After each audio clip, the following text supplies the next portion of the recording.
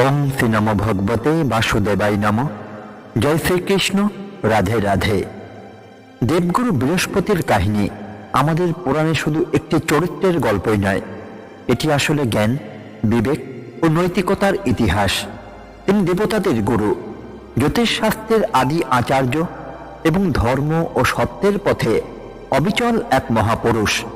যেখানে ইন্দ্রের হাতে বজ্র, সেখানে বৃহস্পতির হাতে ছিল জ্ঞান, আর সেই জ্ঞানই ছিল দেবলোকের প্রকৃত শক্তি। পুরাণে বলা হয়, যেখানে বৃহস্পতির উপদেশ উপেক্ষিত হয়েছে সেখানেই দেবতারা পরাজিত হয়েছে, আর যেখানে তার বাণী অনুসৃত হয়েছে সেখানেই ধর্মের বিজয় ঘটেছে।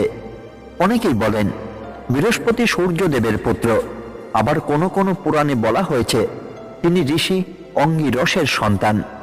কিন্তু এই ভিন্ন মতগুলোর মধ্যেও একটি বিষয় অটল, বৃহস্পতি জন্মেছিলেন জ্ঞানের প্রতীক হয়ে। তিনি ছিলেন বাক শক্তির অধিপতি, বিবেচনার মূর্ত প্রতীক এবং সত্যের অটল প্রহরী। তার একাধিক পত্নী ও সন্তান থাকলেও তার জীবনের মূল পরিচয় ছিল একটাই, তিনি ছিলেন গুরু। কিন্তু প্রশ্ন হলো, আজকের যুগে এই গুরু শব্দটির অর্থ কি একই আছে? কলিযুগে এসে আমরা দেখছি গুরু আছে কিন্তু গুরু বাক্য নেই, আশ্রম আছে কিন্তু আত্মশুদ্ধি নেই, শিক্ষা আছে কিন্তু চরিত্র নেই।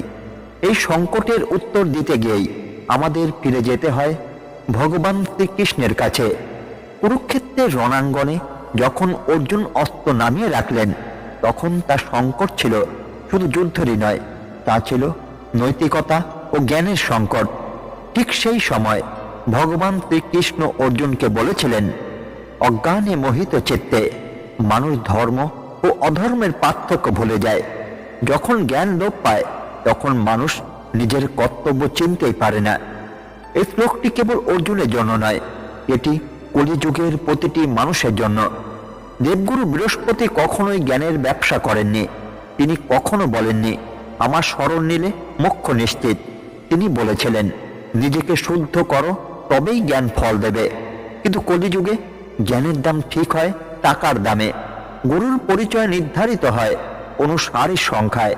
এই প্রসঙ্গে শ্রীকৃষ্ণ গীতায় বলেন, যে ব্যক্তি নিজে ইন্দ্রিয় জয়ী নয় তার কাছ থেকে জ্ঞান গ্রহণ করাও নিষ্ফল। যে নিজেই লোভ ও কামনার দাস, সে কখনো প্রকৃত গুরু হতেই পারে না। অনেকেই প্রশ্ন করেন, বৃহস্পতি কেন সবসময় অসুরদের বিরোধিতা করতেন? কারণ অসুর মানে শুধু দৈত্যই নয়, অসুর মানে অসৎ প্রবৃত্তি, অসুর মানে অহংকার, লোভ, ক্ষমতার নেশা আর ধর্মের ভণ্ডামি। এই কারণেই বৃহস্পতি সত্যের পক্ষে দাঁড়িয়েছিলেন, আর এই কারণেই কলিযুগে বৃহস্পতির মতো গুরু বিরল। আজ যখন মিথ্যাই হয়ে উঠছে সফলতা সিঁড়ি, প্রতারণাই হয়ে উঠছে বুদ্ধিমত্তা, আর নীরব সাধনাকে বলা হচ্ছে দুর্বলতা, তখন আমাদের প্রশ্ন করা উচিত, আমরা কি বৃহস্পতির পথ ভুলে যাচ্ছি? শ্রীকৃষ্ণ তাই গীতায় সতর্ক করে বলেন, যে ব্যক্তি শাস্ত্রের বিধান ত্যাগ করে নিজের ইচ্ছা মতো জীবন যাপন করে, সে সিদ্ধি, সুখ ও পরম গতি কোনোটিই লাভ করে না। কিন্তু এখানেই প্রশ্ন শেষ নয়, কলিযুগে কি সত্যিকারের গুরু চেনা সম্ভব? বৃহস্পতির পতন কি কলিযুগের সূচনার ইঙ্গিত ছিল? শ্রীকৃষ্ণ গীতায় যে দৈবী ও আসরী প্রকৃতির কথা বলেছেন, সেটার সঙ্গে বৃহস্পতির কাহিনীর সম্পর্ক কি? কলিযুগে সবচেয়ে ভয়ঙ্কর বিষয় হল অধর্ম আর ধর্মের বেশে আসে, অসত্য আর সত্যের মুখোশ পড়ে, আর অজ্ঞতা নিজেকে জ্ঞান বলে প্রচার করে। এই যুগে তাই শত্রু সামনে দাঁড়িয়ে আঘাত করে না, সে এসে আশীর্বাদ দেয়, মাথায় হাত রাখে আর ধীরে ধীরে বিবেক কেড়ে নেয়। এই কারণেই ভগবান শ্রীকৃষ্ণ কলিযুগে ভণ্ড গুরুদের ব্যাপারে বারবার সতর্ক করেছিলেন। ভণ্ড গুরু চেনা এত কঠিন কেন? কারণ তারা শাস্ত্রের কথা বলে, ভক্তির কথাও বলে, ঈশ্বরের নাম নেয়, গুরু শিষ্য পরম্পরা দাবি করে, কিন্তু ভেতরে ভেতরে তারা বৃহস্পতির বিপরীত। ভগবান শ্রীকৃষ্ণ কি বলেছিলেন? শ্রীকৃষ্ণ গীতায় স্পষ্ট করে বলেছেন, আসুরি প্রবৃত্তির মানুষ নিজেকে ধর্মজ্ঞ বলে প্রচার করে, কিন্তু তার অন্তরে থাকে অহংকার ও লোভ। এই শ্লোক থেকে আমরা ভণ্ড গুরুদের প্রথম লক্ষণ পাই। গুরু নিজেকে ঈশ্বর বলে প্রতিষ্ঠা করে। যেখানে দেবগুরু বৃহস্পতি নিজেকে কখনো ঈশ্বর বলেননি, সেখানে কলিযুগের ভণ্ড গুরু বলে, আমি ভগবান আমাকে মানলে মুক্তি, আমার বাইরে সত্য নেই। শ্রীকৃষ্ণ কিন্তু বলেছিলেন, আমার শরণাগত হও, কিন্তু কোনো মানুষকে ঈশ্বর ভেবে পূজা করো না। যে গুরু নিজেকে ঈশ্বরের সমান করে তোলে সে গুরু নয়, সে অহংকারের প্রতিমূর্তি। ভণ্ড গুরুদের আশ্রমে দান ছাড়া দর্শন নেই, অর্থ ছাড়া আশীর্বাদ নেই, উপহার ছাড়া কৃপা নেই। যেখানে বৃহস্পতি জ্ঞান দিতেন নিঃস্বার্থভাবে, সেখানে এরা ঈশ্বরকে বানায় ব্যবসা। শ্রীকৃষ্ণ সতর্ক করে বলেছেন, যে ব্যক্তি লোভ দ্বারা পরিচালিত সে ধর্মের পথ থেকে বিচ্যুত। সত্যিকারের গুরু প্রশ্নকে স্বাগত জানান, ভণ্ড গুরু প্রশ্নকে ভয় পান, কারণ প্রশ্ন মানেই মুখোশ খুলে যাওয়ার আশঙ্কা। শ্রীকৃষ্ণ অর্জুনকে কখনো বলেননি প্রশ্ন করো না, বরং বলেছিলেন প্রশ্ন করো, অনুসন্ধান করো, তবেই জ্ঞান লাভ সম্ভব। যে গুরু প্রশ্ন নিষিদ্ধ করে সে অন্ধ অনুসরণের ব্যবসায়ী। কলিযুগের ভণ্ড গুরুদের থাকবে রাজসিক পোশাক, বিলাসবহুল জীবন, দামি গাড়ি, রাজনৈতিক সংযোগ, কিন্তু থাকবে না সংযম, বিনয়, আত্মসংযম। শ্রীকৃষ্ণ বলেছেন, যিনি ইন্দ্রিয় দমন করতে পারেননি তার জ্ঞানই বৃথা। ভক্তকে ঈশ্বর থেকে দূরে সরিয়ে আনা। সত্যিকারের গুরু বলেন, ঈশ্বরকে স্মরণ করো।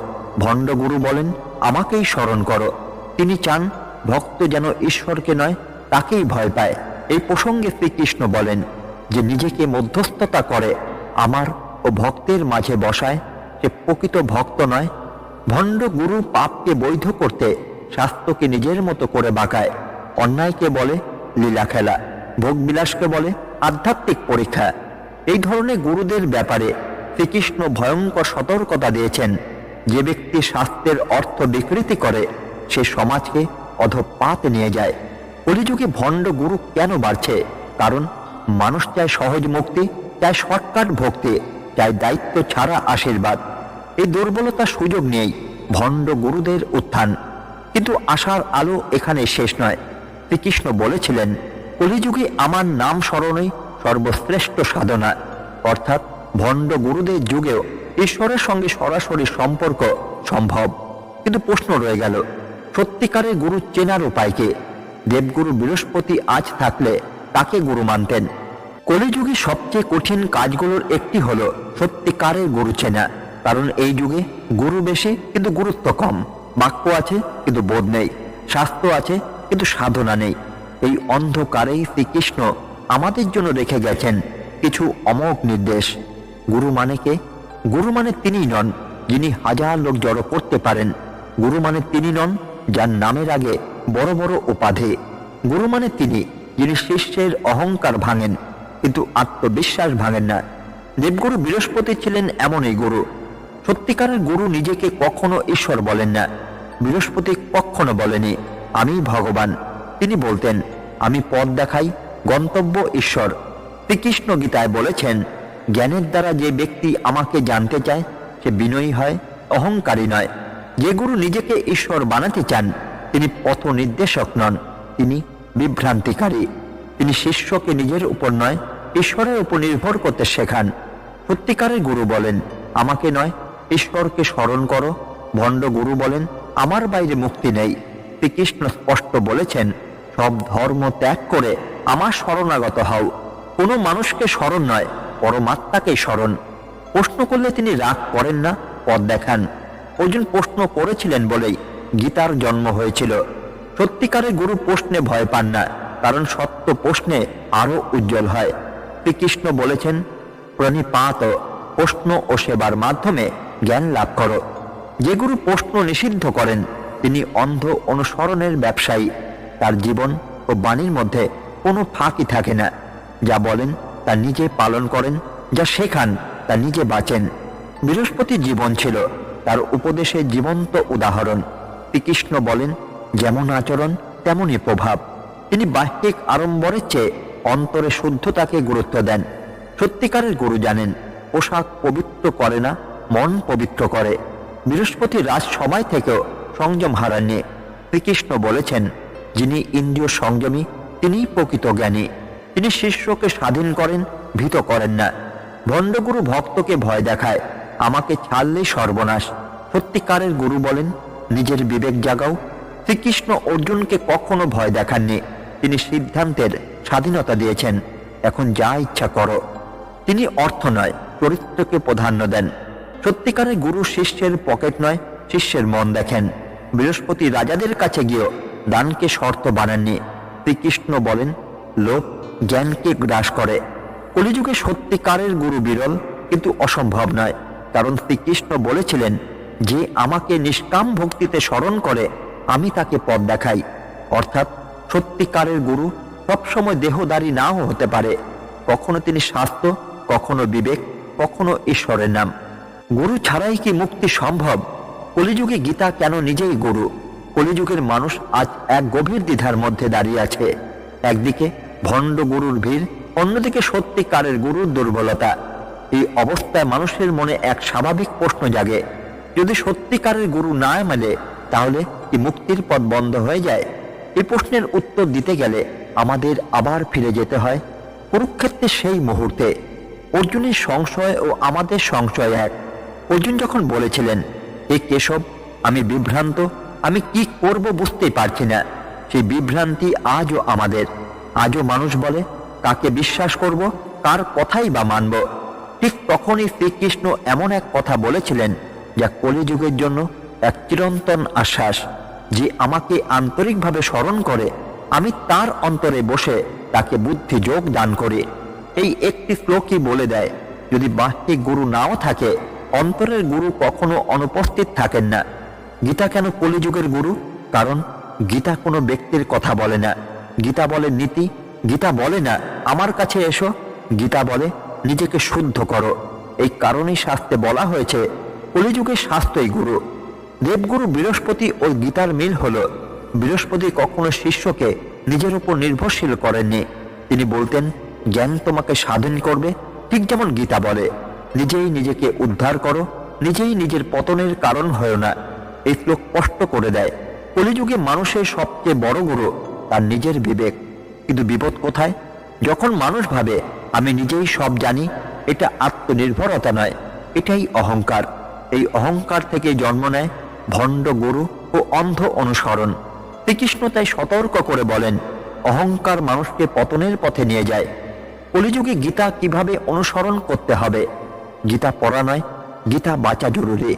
কর্ম করো, ফলের আসক্তি ছাড়ো, ভক্তি রাখো, অন্ধ হও না। জ্ঞান অর্জন করো, অহংকার করো না। এই তিনের সমন্বয় কলিযুগের সাধনা। গীতা পড়লে কি গুরুর প্রয়োজন নেই? প্রয়োজন আছে, কিন্তু সত্য সাপেক্ষে।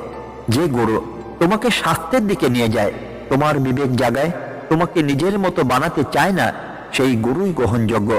কিন্তু যে গুরু নিজেকে শাস্ত্রের ঊর্ধ্বে রাখে, ভয় দেখিয়ে অনুসরণ করায়, প্রশ্ন নিষিদ্ধ করে, সে গুরু নয়। গীতার শেষে শ্রীকৃষ্ণ বলেন, আমি তোমাকে সম্পূর্ণ জ্ঞান দিয়েছি, এখন ভেবে দেখো, তারপর যা ইচ্ছা করো। এই একটি বাক্যই বলে দেয়, ঈশ্বর ও মানুষের স্বাধীনতা কেড়ে নেন না। কলিযুগে নাম স্মরণই কেন সর্বশ্রেষ্ঠ সাধনা? শ্রীকৃষ্ণের গোপন নির্দেশ। কলিযুগ মানে শুধু অন্ধকার নয়, কলিযুগ মানে শুধু পতন নয়। যদি তাই হতো তবে ভগবান শ্রীকৃষ্ণ কখনোই এই যুগকে মানুষের জন্য সম্পূর্ণ আশাহীন করে ছেড়ে দিতেন না। শ্রীকৃষ্ণ জানতেন এই যুগে মানুষের স্থিতি দুর্বল হবে, সংযম কমবে, ধ্যানে মন বসবে না, যজ্ঞ করা সম্ভব হবে না, তপস্যার শক্তিও থাকবে না। তাই তিনি কলিযুগের জন্য একটি সহজ অথচ অমোঘ পথ রেখে গেছেন। আর সেই পথই হলো নাম স্মরণ। আগে মানুষ পারত দীর্ঘ ধ্যান করতে, কঠোর ব্রত পালন করতে, গভীর তপস্যায় লীন হতে। কিন্তু কলিযুগের মানুষ, তার হাতে সময় নেই, মন অস্থির, চিন্তায় ভরা, জীবনের বোঝায় নুয়ে পড়া। এই বাস্তবতা শ্রীকৃষ্ণ অস্বীকার করেননি, বরং তিনি বলেছিলেন, যে সাধনা মানুষের সাধ্যের বাইরে, তা আমি চাই না। শ্রীকৃষ্ণের কলিযুগীয় উপহার হল ভাগবত পুরাণে স্পষ্ট বলা হয়েছে, কলৌ নাস্তেব নাস্তেব নাস্তেব গতিরনর্থা হরিনাম হরিনাম হরিনাম কেবলম। অর্থাৎ কলিযুগে মুক্তির আর কোনো পথ নেই, নেই, একেবারেই নেই, হরিনাম ছাড়া। এটা কোনো কবিতা নয়, এটা ভবিষ্যৎবাণী। নামস্মরণ কেন এত শক্তিশালী? কারণ নাম শুধু শব্দই নয়, নামই রূপ, নামই গুণ, নামই লীলা। শ্রীকৃষ্ণ নিজেই বলেছেন, আমি আমার নামের মধ্যেই সম্পূর্ণভাবে অবস্থান করি। অর্থাৎ যেখানে কৃষ্ণ নাম, সেখানে কৃষ্ণ স্বয়ং। কলিযুগে নাম স্মরণ কিভাবে কাজ করে? নাম স্মরণ হলো অহংকার ভাঙে, ভয় দূর করে, মনকে ধীরে ধীরে শুদ্ধ করে, কর্মের বোঝা হালকা করে। নাম তোমাকে সন্ন্যাসী বানায় না, নাম তোমাকে ভেতর থেকে মানুষ বানায়। ভণ্ড গুরু যেখানে ব্যর্থ, নামও সেখানে সফল। ভণ্ড গুরু চায় তোমার অন্ধ বিশ্বাস, তোমার ভয়, তোমার নির্ভরতা, কিন্তু নাম স্মরণ চায় তোমার হৃদয়ে, তোমার আন্তরিকতা, তোমার সত্যিকারের ডাক। নামের কাছে কোনো ভানই চলে না। নামে কি বুঝে নিতে হয়? না, নাম অনুভব করতে হয়। একটু কাঁদলে, একটু ভেঙে পড়লে, একটু অসহায় হয়ে ডাকলেই নাম সাড়া দেয়।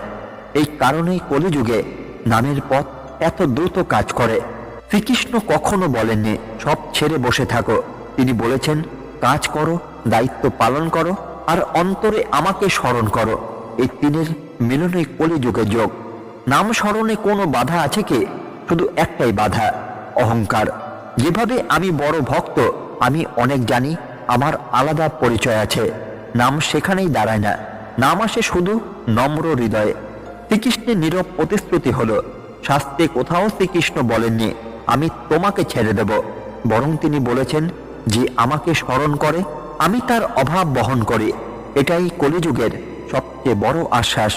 কলিযুগের সবচেয়ে বড় বিপদটা পাপ নয়, সবচেয়ে বড় বিপদ হলো পাপকে পুণ্যের ছদ্মবেশ পরিয়ে দেওয়া। এ যুগে মানুষ ধর্ম ছেড়ে দেয়নি, বরং ধর্মকে ব্যবহার করতে শিখেছে। মন্দির আছে, মন্ত্র আছে, গুরু আছে, ভক্তিও আছে, কিন্তু তবুও শান্তি নেই। কেন? কারণ শ্রীকৃষ্ণ যে ভক্তির কথা বলেছিলেন তার জায়গায় এসেছে ভণ্ডামির অভিনয়। বাহ্যিক ভক্তি বনাম অন্তরের ভক্তি। কলিযুগে অনেকেই গলায় তুলসী মালা পরে, কপালে তিলক আঁকে, মুখে কৃষ্ণ নাম জপ করে, কিন্তু অন্তরে অহংকার, লোভ, হিংসা, প্রতিযোগিতা। শ্রীকৃষ্ণ স্পষ্ট বলেছিলেন যে আমার ভক্তি ভান করে কিন্তু সকল জীবের প্রতি দয়া রাখে না, সে আমাকে পায় না।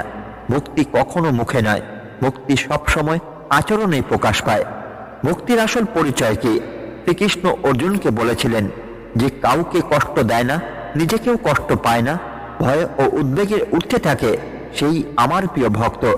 খেয়াল করুন, এখানে কোথাও বলা নেই বড় বড় যজ্ঞ, দামি দান, জাঁকজমক পূর্ণ আচার, বরং বলা হয়েছে মানুষ হয়ে ওঠার কথা। ভক্ত ভণ্ডের লক্ষণ। কলিযুগে ভণ্ড ভক্ত নিজের ভক্তি দেখাতেই ব্যস্ত, অন্যের ভক্তি বিচার করতে ওস্তাদ। সবসময় বলে আমি ঠিক, নিজের লাভে ধর্ম ব্যবহার করে। এরা শাস্ত্র জানে কিন্তু শাস্ত্র মানে না। শ্রীকৃষ্ণ এদের সম্বন্ধে বলেছিলেন যে শাস্ত্রের কথা বলে কিন্তু নিজের কামনাকে ত্যাগ করে না, সে পথভ্রষ্ট। সত্যিকারের ভক্ত কেমন? সত্যিকারের ভক্ত নীরব, নম্র, সহিষ্ণু, কৃতজ্ঞ। সে নিজেকে বড় বলে না, সে ঈশ্বরকে বড় করে। সে প্রচার করে না, সে পরিবর্তিত হয়। ভক্তি মানে পালিয়ে যাওয়া নয়। অনেকেই ভাবে ভক্ত মানে সংসার ছেড়ে দেওয়া, কিন্তু শ্রীকৃষ্ণ বলেন সংসারের মাঝেই আমাকে পাওয়া যায়। ভক্তি মানে দায়িত্ব এড়ানো নয়, কাজ ফেলে দেওয়া নয়। ভক্তি মানে কাজের মাঝেও কৃষ্ণকে স্মরণ করা। ভক্তি আর ব্যবসার পার্থক্য হলো ভণ্ড ভক্ত বলে আমি এটা করলে তুমি আমাকে ওটা দেবে, কিন্তু ভক্ত বলে তুমি যা দাও তাই যথেষ্ট। ভক্তি যেখানে দর কষাকষি শুরু হয় সেখানেই কৃষ্ণ সরে যান। শ্রীকৃষ্ণ নীরব শিক্ষা হলো, শ্রীকৃষ্ণ কখনো বলেননি আমাকে দেখাও, তিনি বলেছেন আমাকে মনে রাখো। কারণ যাকে মনে রাখা হয় তাকে দেখানোর দরকারই হয় না। বন্ধুরা, কলিযুগ নিয়ে ভগবান শ্রীকৃষ্ণের এই ভবিষ্যৎবাণীগুলো শুধু ভয় দেখানোর জন্যই নয়, এগুলো আমাদের জাগিয়ে তোলার জন্য। শ্রীকৃষ্ণ কখনো চাননি মানুষ ভয়ে কুঁকড়ে থাকুক। তিনি চেয়েছেন মানুষ সচেতন হোক, নিজেকে চিনুন, আর সত্যের পথে ফিরে আসুক। আজ আমরা চারপাশে তাকালেই দেখতে পাই সম্পর্ক ভেঙে যাচ্ছে, বিশ্বাসও হারিয়ে যাচ্ছে, অর্থই হয়ে উঠছে মানুষের পরিচয়, আর ধর্ম রয়ে যাচ্ছে শুধু বাহ্যিক আড়ম্বরের মধ্যে সীমাবদ্ধ। কিন্তু বন্ধুরা, এই অন্ধকারের মাঝেই শ্রীকৃষ্ণ একটি আলো রেখে গেছেন, নাম স্মরণ, ভক্তি আর সত্যের পথ। কলিযুগ যতই কঠিন হোক না কেন, যতই চারদিকে ভণ্ডামি, প্রতারণা আর স্বার্থপরতা বাড়ুক, শ্রীকৃষ্ণ কখনোই তার ভক্তকে একা ছেড়ে দেন না। আপনি হয়তো শক্ত নন, হয়তো খুব বড় সাধক নন, হয়তো অনেক বড় ভুল করেছেন জীবনে, কিন্তু যদি আপনার অন্তর থেকে একবারও শ্রীকৃষ্ণকে ডাকার শক্তি থাকে তাহলেই আপনি হেরে যাননি। কারণ কলিযুগে ভগবান শ্রীকৃষ্ণ বিচার করেন না, তিনি আশ্রয় দেন। আজকের এই ভিডিও যদি আপনার মনে সামান্য হলেও একটু ভাবনার আলো জ্বালিয়ে থাকে, যদি আপনাদের হৃদয়ে শ্রীকৃষ্ণের নাম একবার হলেও নীরবে ধ্বনিত হয়ে থাকে, তাহলে বুঝবেন এই ভিডিওটি সার্থক হয়েছে। বন্ধুরা, আপনাদের কাছে আমার একটাই অনুরোধ, এই কলিযুগে ভণ্ড গুরু নয়, ভণ্ড ধর্ম নয়, ভণ্ড আড়ম্বর নয়, শ্রীকৃষ্ণের নামকে আঁকড়ে ধরুন, সত্যকে আঁকড়ে ধরুন, নিজের বিবেককে প্রশ্ন করতে শিখুন। কারণ শ্রীকৃষ্ণ কখনো বলেননি আমার ভক্ত হও মানে চোখ বন্ধ করো। তিনি বলেছেন বিবেক দিয়ে আমাকে খুঁজে নাও। ভিডিওটি ভালো লাগলে একটি লাইক দিতে ভুলবেন না, এটা আমাদের পরিশ্রমের সবচেয়ে বড় প্রাপ্তি। আপনাদের মতামত কমেন্ট করে অবশ্যই জানাবেন। কলিযুগ সম্পর্কে শ্রীকৃষ্ণের কোন বাণীটি আজকের সময়ে আপনাদের কাছে সবচেয়ে বেশি সত্য বলে মনে হয়েছে? আর এমনই আরও গীতা, শ্রীকৃষ্ণ, পুরাণ ও জীবনের গভীর সত্য নিয়ে নিয়মিত ভিডিও পেতে চ্যানেলটি সাবস্ক্রাইব করুন এবং পাশে থাকা বেল আইকনটি অন করে রাখুন। শেষে শুধু এটুকুই বলবো, কলিযুগে মানুষ হারিয়ে যেতে পারে, সমাজ ভেঙে পড়তে পারে, সম্পর্ক নষ্ট হতে পারে, কিন্তু শ্রীকৃষ্ণের নাম কখনো মিথ্যা হয় না। হরিনামই কলিযুগের একমাত্র আশ্রয়। ধন্যবাদ। জয় শ্রীকৃষ্ণ। সবাই ভালো থাকুন, সত্যের পথে থাকুন, ধর্মের পথে থাকুন।